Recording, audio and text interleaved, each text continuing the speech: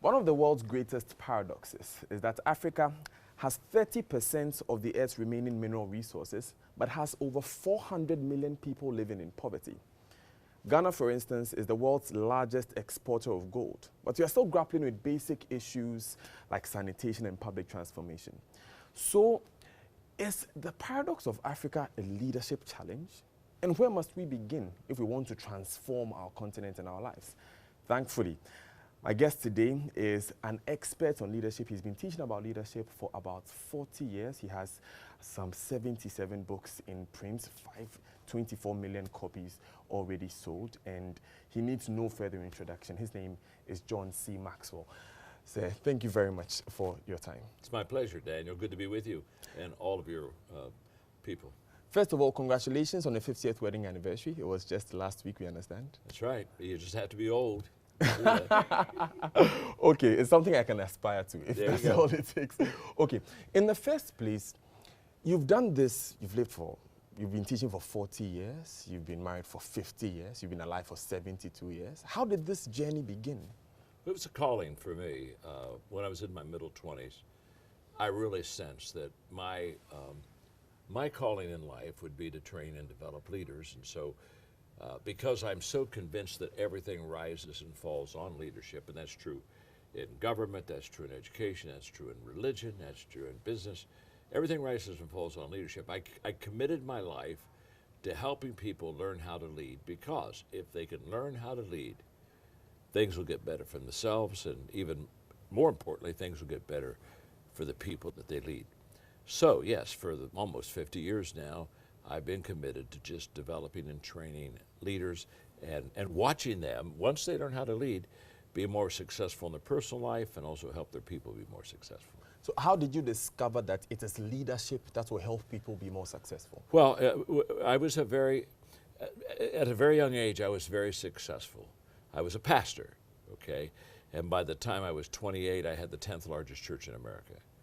And people came to me and said, John, how did you do this? And I really didn't know, so I kind of went on a little bit of a reflective inventory of my life, and I came to the conclusion that I really was a good leader, that I knew how to lead well, and that then if I could teach other people to lead well, I could help them. And so after a few years, I came to the conclusion through history, through current events, of watching people that had good leadership do well and flourish, and people who had bad leadership not do well.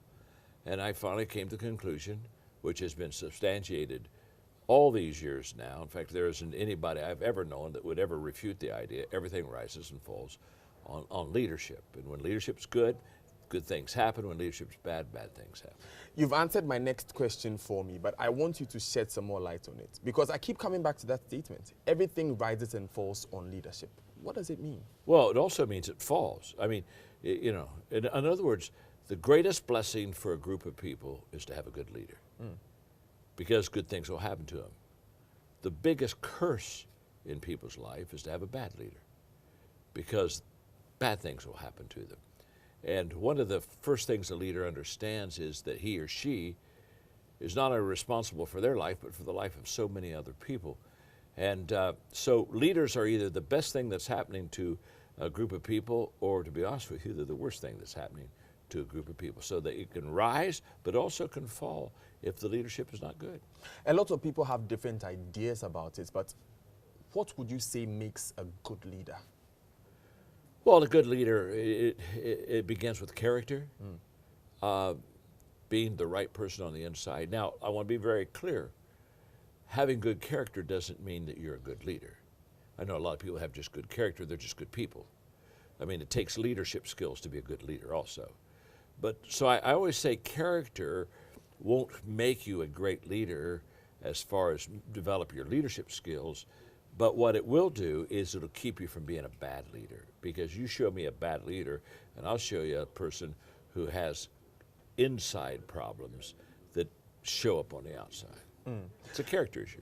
So I began by talking about the paradox of Africa. A lot of people say it's a leadership challenge, not a development challenge. Do you agree? Well, it's both. I think it's a leadership challenge. Africa has a huge leader. They don't have near enough what I would call really good leaders. But it's also a development challenge. And let me explain it by this way.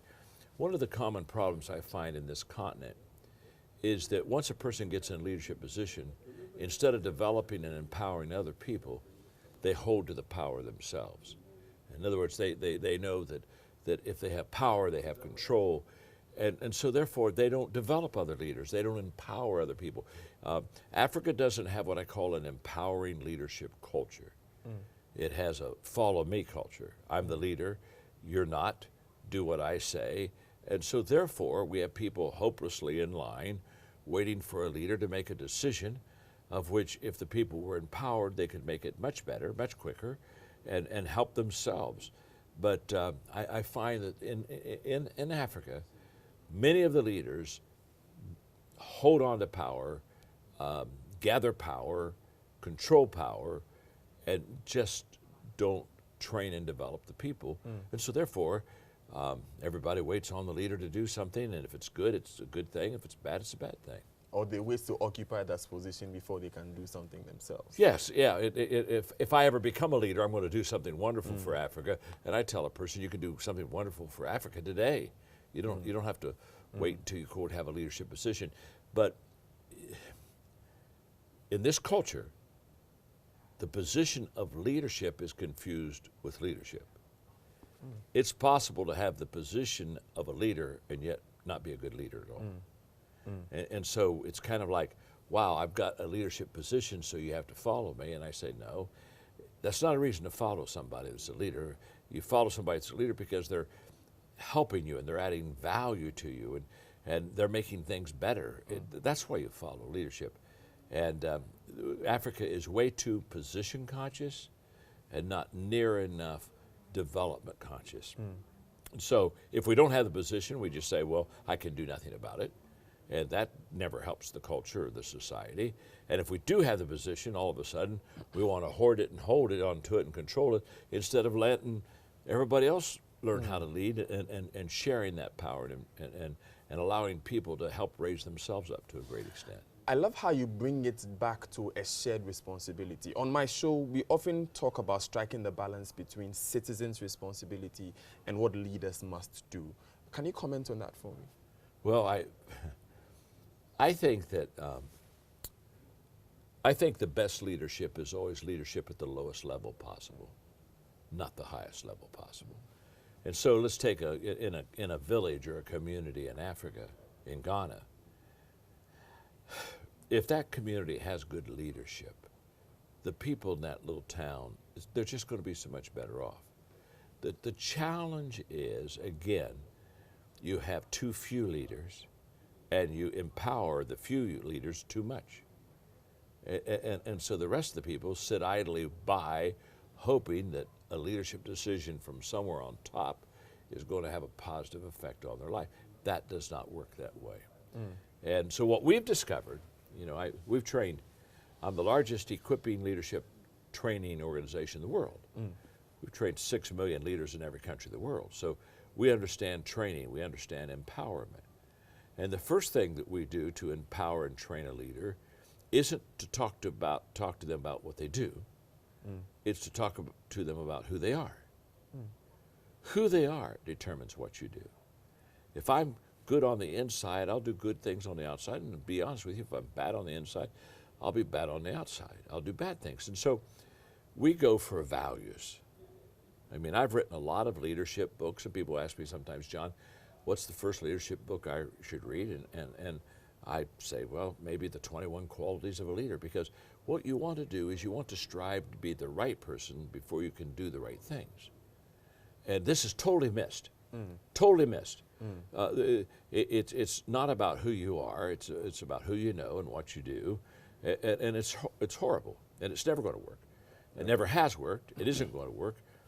And here's what's sad to me. In Africa, you've got these great resources, incredible. I mean, you are amazingly blessed. I mean, you talked about Ghana and gold and exportation. Okay, here's what's sad. The resources that you have, which are, so very valuable, are being placed ahead of the biggest resource that you have, and that's your people. And your people are your greatest asset.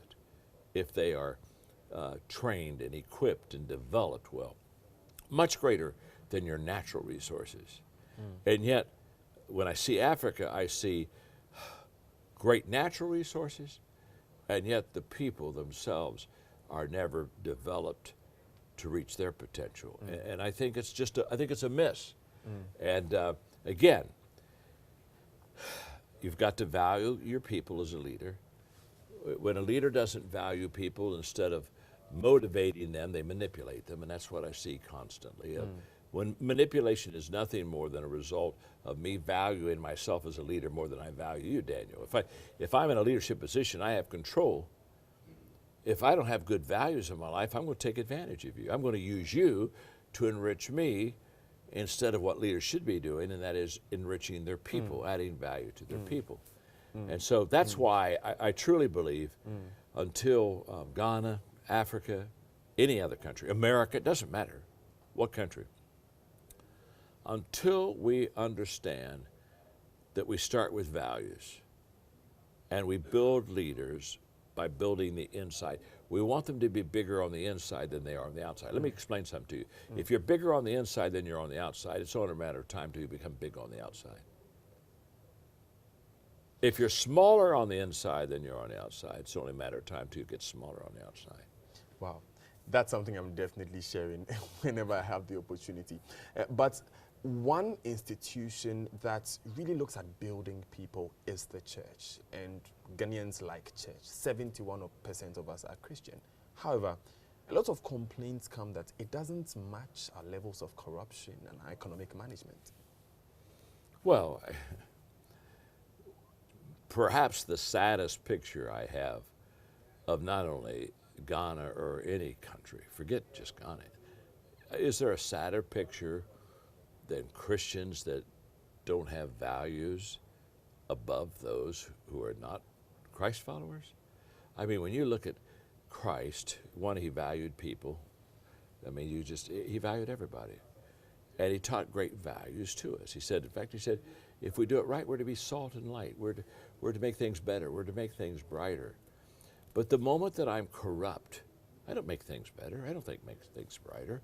We're to be our brother's keeper. We're to have the golden rule. All the principles that we're taught in faith, when we begin to be corrupt, we ignore, and we don't live them out. And so, to me, the greatest blight, perhaps on the country, is the fact that Christians aren't salt and light.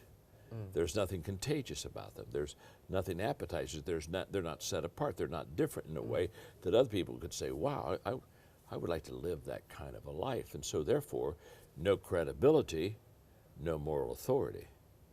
And so our authority is in our name or our title or our position, not in who we are. That's very sad. Speaking of authorities, we've had Christian leaders themselves being involved in financial transactions that have raised questions. And some have even said that, look, Christian leaders should not venture into business if they're in ministry in the first place. What are your thoughts on that? Christians should do the right thing, period. Just period.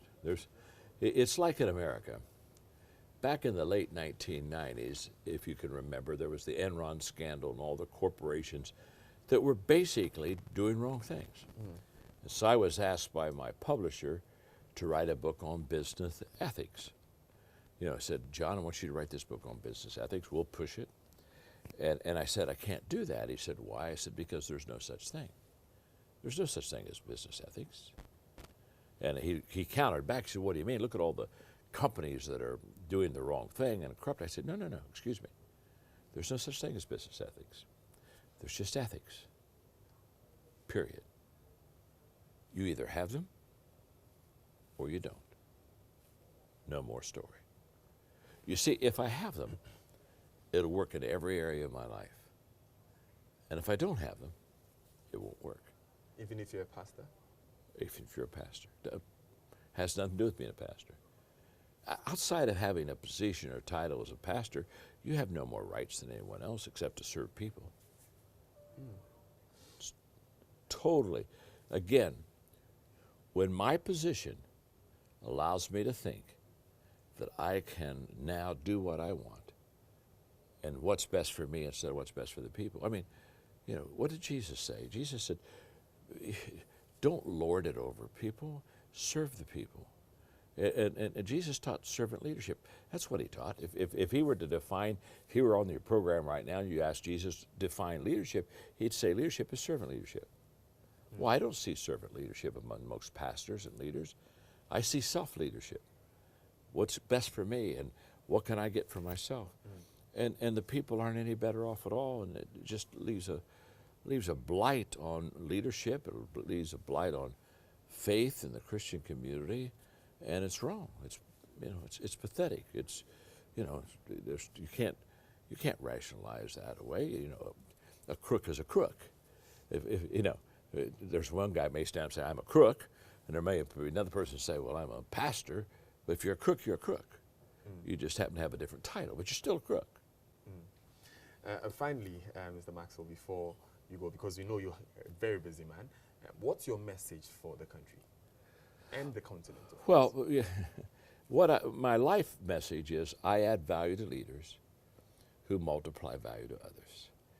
If I can speak to the right people, leaders, they have tremendous influence over everyone else. So I influence the masses through leaders. And so my message is very simple. Leadership is important.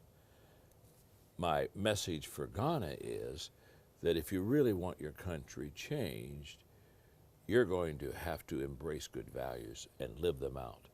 And we do that in countries now. We have invitations in 22 countries from the president of the country to come in and teach leadership values. Because again, the only way that you can bring good change to any country is not through legislation. If legislation would have brought change, we'd already had it. It's not through title, position, power, authority, government. Those things aren't working. I mean, when are we going to open our eyes and say they don't work? It's only going to happen when people embrace good values. The moment that I learn good values and live them, then I become more valuable to myself, to you, to my neighbor, to my country.